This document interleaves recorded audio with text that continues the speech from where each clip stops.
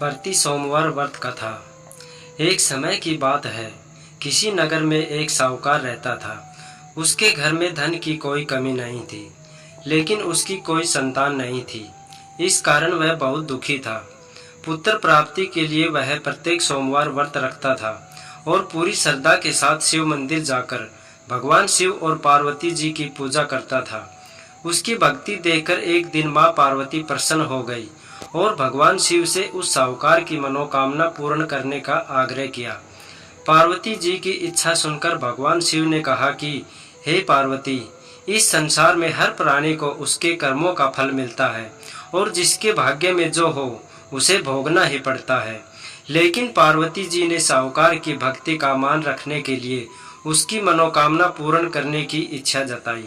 माता पार्वती के आग्रह पर शिवजी ने साहूकार को पुत्र प्राप्ति का वरदान तो दे दिया, लेकिन साथ ही यह भी कहा कि उसके बालक की आयु केवल 12 वर्ष होगी। माता पार्वती और भगवान शिव की बातचीत को साहूकार सुन रहा था। उसे ना तो इस बात की खुशी थी और ना ही दुख। वह पहले की भांति शिवजी की पूजा करता रहा। कुछ समय के बाद साहूकार के घर एक पुत्र का जन्म हुआ। जब वह बालक 11 वर्ष का हुआ तो उसे पढ़ने के लिए काशी भेज दिया गया। साहूकार ने पुत्र के मामा को बुलाकर उसे बहुत सारा धन दिया और कहा कि तुम इस बालक को काशी विद्या प्राप्ति के लिए ले जाओ और मार्ग में यज्ञ कराना। जहाँ भी यज्ञ कराओ वहाँ ब्राह्मणों को भोजन कराते हुए दक्षिणा देते हुए जाना। दोनों मामा भांजे इस तरह यज्ञ कराते और ब्राह्मणों को दान दक्षिणा देते काशी की ओर चल पड़े। रास्ते में एक नगर पड़ा, जहाँ नगर के राजा की कन्या का विवाह था। लेकिन जिस राजकुमार से उसका विवाह होने वाला था वह एक आंख से काना था। राजकुमार के पिता ने अपने पुत्र के काना होने की बात को छुपाने के लिए एक चाल सोची। साहूकार के पुत्र को देखकर उसके मन में एक विचार आया। उसने सोचा, क्यों न इस लड़के को दूल्हा बनाकर राजकुमारी से विवाह करा दूं। विवाह के बाद इसको धन देकर विदा कर दूंगा और राजकुमारी को अपने नगर ले जाऊंगा। लड़के को दूल्हे के वस्त्र पहनाकर राजकुमारी से विवाह कर दिया गया। लेकिन साहूकार का पुत्र ईमानदार था।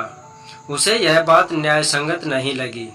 उसने अवसर पाकर राजकुमारी की चुन्नी के पल्ले पर लिखा कि तुम्हारा विवाह तो मेरे साथ हुआ है, लेकिन जिस राजकुमार के संग तुम्हें भेजा जाएगा वह एक आंख से काना है।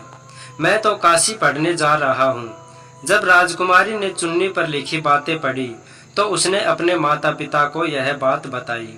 राजा ने अपनी पुत्री को विदा नहीं किया, जिससे बारात वापस चली गई। दूसरी ओर साहूकार का लड़का और उसका मामा काशी पहुंचे और वहां जाकर उन्होंने यज्ञ किया। जिस दिन लड़के की आयु 12 साल की हुई उसी दिन यज्ञ रखा गया। लड़के ने अपने मामा से कहा कि मेरी तबीयत कुछ ठीक नहीं है। मामा ने कहा कि तुम अंदर जाकर सो जाओ। शिवजी के वरदानुसार कुछ ही देर में उस बालक के प्राण निकल गए। मर्द भांजे को देख उसके मामा ने विलाप शुरू किया। संयोगवश उसी समय शिवजी और माता पार्वती उधर से जा रहे थे। पार्वती ने भगवान से कहा, स्वामी, मुझे इसके रोने के स्वर सहन नहीं हो रहा।